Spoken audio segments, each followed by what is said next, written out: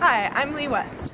And I'm Adrian Jacobs. We both just graduated from Columbia University in May with degrees in environmental science and environmental biology, and are here at Palmer Station in the Western Antarctic Peninsula working as field team members. Palmer Station is located on Andrews Island and has been operating since 1970. There's a lot of science that happens here, mostly in the Antarctic summer, so winter for all of you back home. And it's focused around marine biology. So there are projects this year about marine mammals and insects and bacteria and phytoplankton and many other things. So Adrian and I are working on the long-term ecological research project focusing on bacteria. So the long-term ecological research project studies how the marine food web is responding to climate change, starting from microbes and plankton and going all the way up to penguins and whales. Our research in particular looks at bacteria and the biogeochemical processes in the waters off Palmer Station, and this casts light on the microbes in the water and how they drive carbon cycling. So our fieldwork is completed from a boat, and we go out and sample on the water twice per week, and we deploy various scientific equipment over the side of the water to study the water's features and also to collect samples of seawater that we then study back in the labs. So we're going to start to answer some of your questions that you sent us. If you want to kick off with the first one. Okay, cool. So our first question is from Annie from Shrewsbury Borough School. And she asks, what made you want to study life in Antarctica? So for me, it's such a fascinating ecosystem because it's changing so rapidly and warming so rapidly, and I was so interested to come down here and see how life in this area is responding to that. And on top of that, it's just such a beautiful and diverse region, and I have wanted to come here since I can remember, so I feel really lucky to be here. And on top of those, for me, just the potential to come down here and really contribute to a project that really looked at something from a climate change perspective and really added to a really long-running, important project was a way for me to really have an impact early on. Okay, so our next question comes from Kiona W. from San Antonio Elementary, and she asks, how do you develop new protocols for collecting bacteria and other data? So for us, kind of starting our careers as scientists, this is something that we're interested in as well. So one thing that you can do is you can look at all of the literature and studies that have been published previously and kind of scour their methods for things that you might be able to apply to your own work. But if you're at the cutting edge of your field and are developing entirely new protocols, that might not be possible. So you can look at other areas of scientific study and kind of extrapolate that to your own work, or you can just good old trial and error, try something that you think might be suited to your purposes, and if that doesn't work out, then you try something else. And sometimes that's how you find out answers to questions that you didn't even know you were looking for and make really exciting discoveries. And then our next question is from Brendan L. from the Shrewsbury Borough School, and he asks, what does your research lab look like? So our research lab is fairly small. We have two primary instruments. First one is the flow cytometer, which we use to count the different types of bacteria and phytoplankton in the water column. We also have a mass spectrometer, which we use to measure the biological contribution to the oxygen content of the water, so we can see exactly how much the various microorganisms are producing. We also have a filter rig where we can figure out how much organic carbon and nitrogen is in the water, as well as a sink for acid washing our supplies, and just generally maintaining the cleanliness of the lab. We also have a shared radioactive lab, and in there we take bacterial population growth rate measurements. So what we do is we take essential protein for the bacteria, and we have that laced with a radioactive isotope, in our case tritium.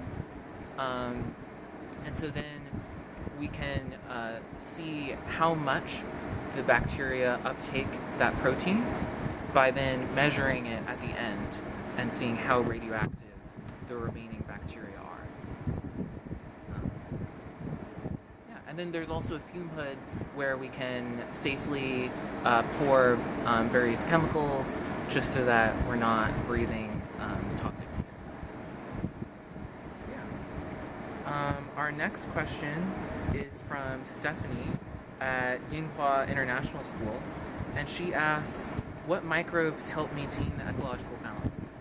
So in our lab, we study both bacteria and phytoplankton, but within that, there's not really one particular bacterium or anything that we focus on because, they're all very important in maintaining that ecological balance that you point out. So the bacteria and the phytoplankton in the ocean, they make up the base of the food web. So then, larger zooplankton like krill, for instance, will feed on phytoplankton, and then even larger animals further up the food chain like penguins and whales feed on those krill. And so if you the bacteria and phytoplankton from the system, then the other animals living here wouldn't be able to survive. So they're extremely important. And so our next question comes from Katie C. from San Antonio Elementary, and she asks, what path could someone take to become a scientist like you? So scientists at Palmer come from all different kinds of backgrounds. But generally what they have in common is they've all studied science fields in college, and many of them in graduate school.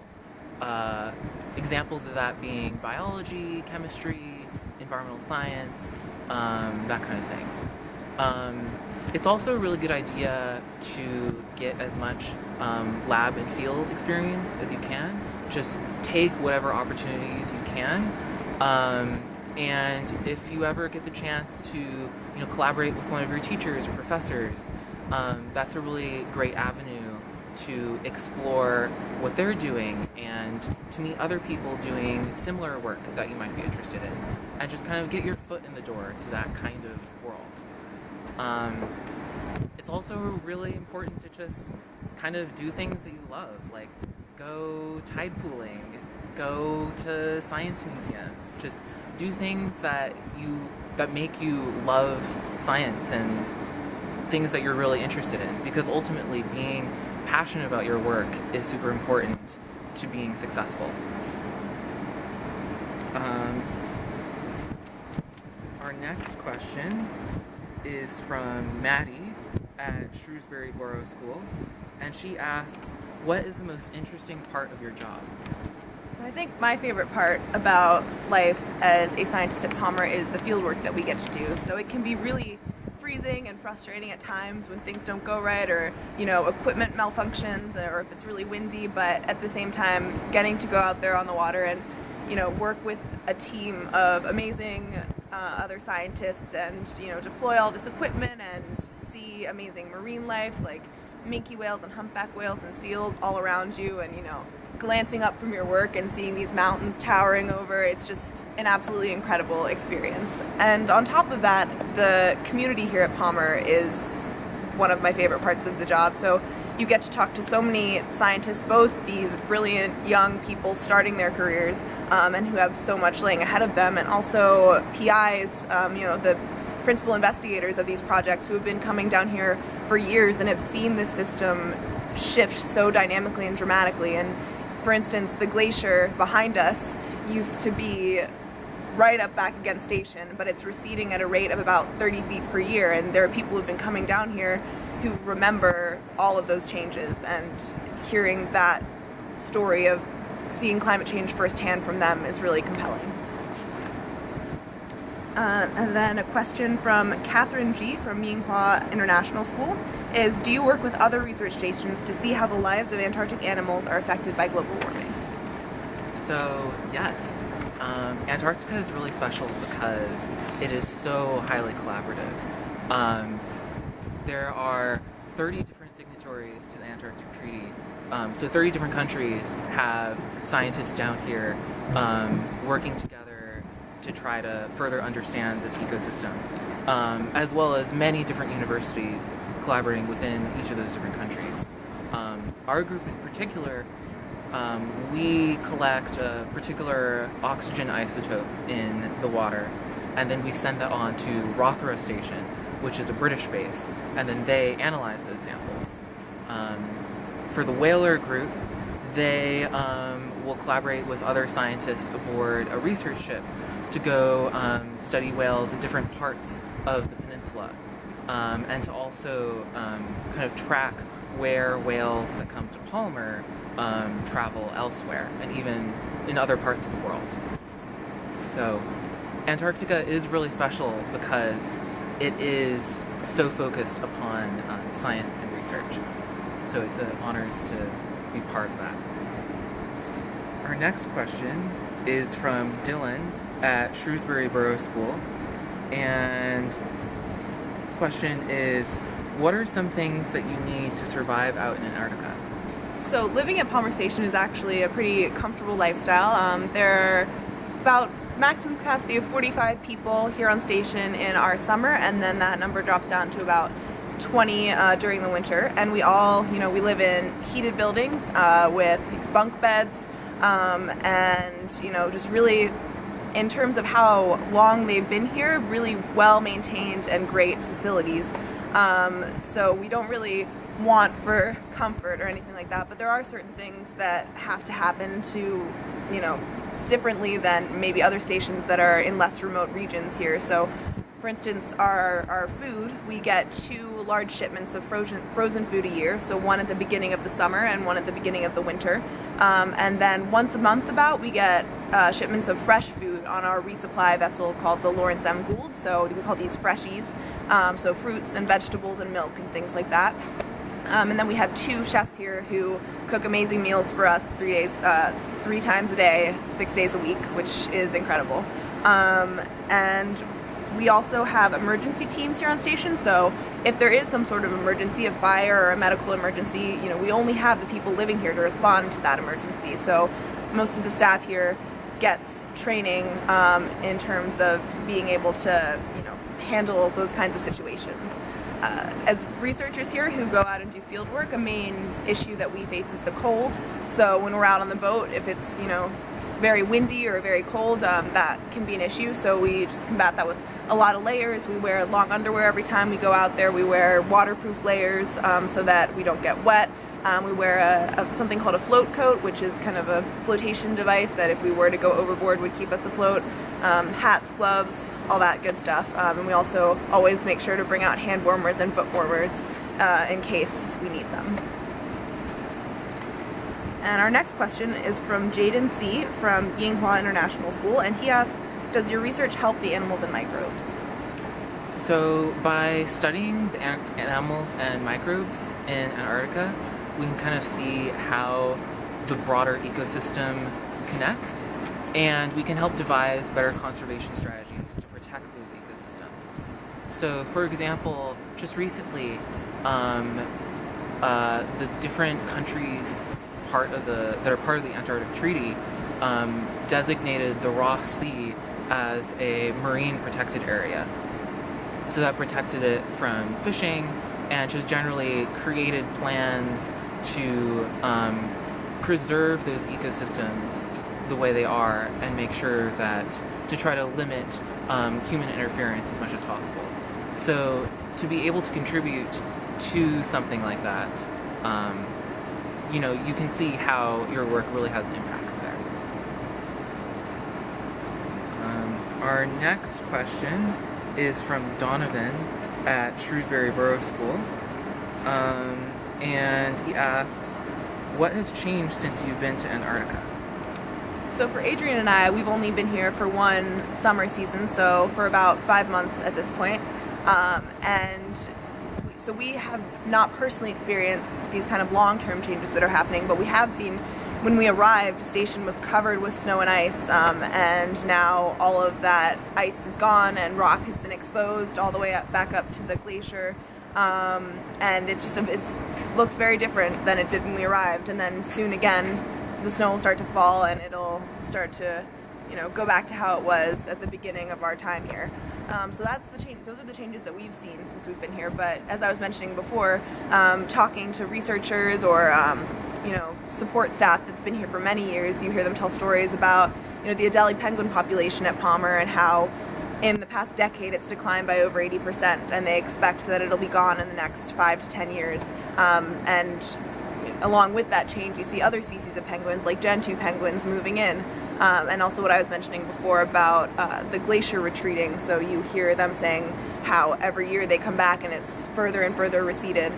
So changes like that really show you how dramatically this landscape is changing over time. The next question we have is from Nina R. She asks, what will be the long-term effects of the changes in the Antarctic to the rest of the world and all of the different species? So the West Antarctic Peninsula is kind of ground zero for climate change in a certain sense. It's warming at one of the fastest rates on the planet, at 4 times the rate of the rest of the world. So that's going to have big effects for the rest of the world beyond just this region. Since there's so much ice in the Antarctic, that's going to have a big impact on sea level rise. And that will bring more things like flooding and erosion and habitat loss along the coast especially, and threaten major coastal cities. So that's going to be a defining challenge going forward.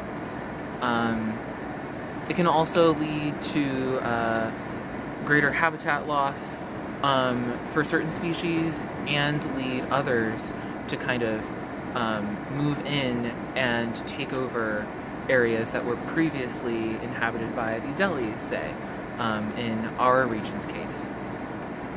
And in addition, our region is really important because of the Antarctic circumpolar current.